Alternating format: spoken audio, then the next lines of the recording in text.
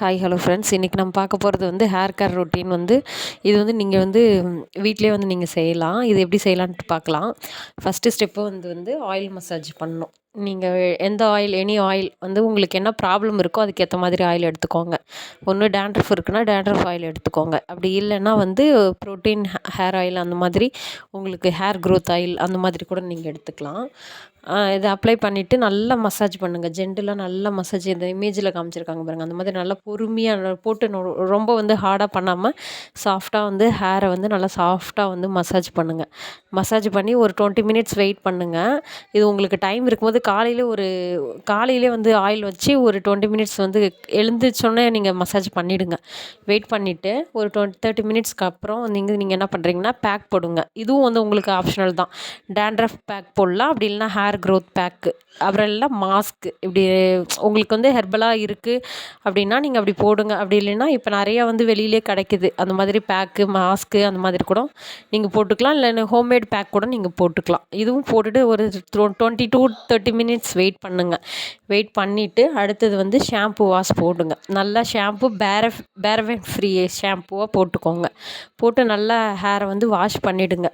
Wash பண்ணிவிட்டு உடனே என்ன பண்ணுறீங்க, அடுத்தது கண்டிஷ்னர் அப்ளை பண்ணுங்கள். கண்டிஷ்னர் எப்படின்னா முடியில் மட்டும்தான் படணும் ஃப்ரெண்ட்ஸ். ஸ்கேல்பில் படக்கூடாது. அதாவது ஸ்கேல்பில் படாமல் நீங்கள் முடியில் மட்டும் நல்லா அப்ளை பண்ணிவிட்டு, இது ரொம்ப நேரம் வெயிட் பண்ணணும்லாம் இல்லை. ஒரு 5 மினிட்ஸ் வெயிட் பண்ணிவிட்டு, இது ஷாம்பு போட்டு வாஷ் பண்ண தேவையில்ல. நார்மல் வாட்டரில் நீங்கள் வாஷ் பண்ணிடலாம். வாஷ் பண்ணிவிட்டு அடுத்தது சீரம்.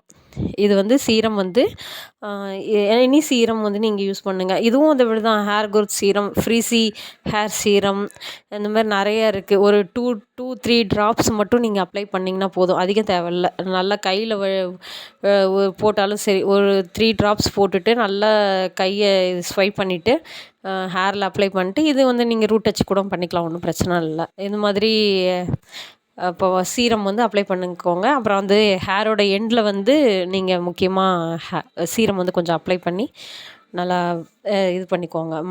மசாஜே தேவையில்லை இதுக்கு. ஹேர் சீரம் நீங்கள் அப்ளை பண்ணிங்கன்னா போதும். ஃப்ரீசி ஹேர் இதெல்லாம் எதுவுமே இருக்காது. இந்த மாதிரி நீங்கள் டெய்லிக்கும் செய்யலாம். இது ஹேர் 5 ஸ்டெப்பு தான்.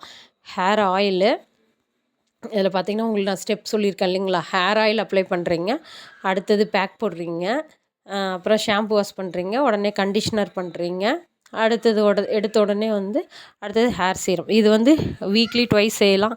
உங்களுக்கு டைம் கிடைக்கலாம், வீக்லி 1 செய்யலாம். இதெல்லாம் என்னால் எதுவுமே செய்ய முடியாதுன்னு நீங்கள் அப்படி நினச்சிங்கன்னா என்ன பண்ணலான்னா, ஹேர் ஷாம்பு போட்டு வாஷ் பண்ணிவிட்டு கண்டிஷ்னர் போட்டு, உங்களுக்கு டைம் கிடைக்கலன்னும் போது hair wash, shampoo wash, conditioner, அப்புறம் சீரம், இதை மட்டும் நீங்கள் ஃபாலோ பண்ணிக்கோங்க. அது வீக்லி ஒன்ஸ் டைம் கிடைக்கும் போது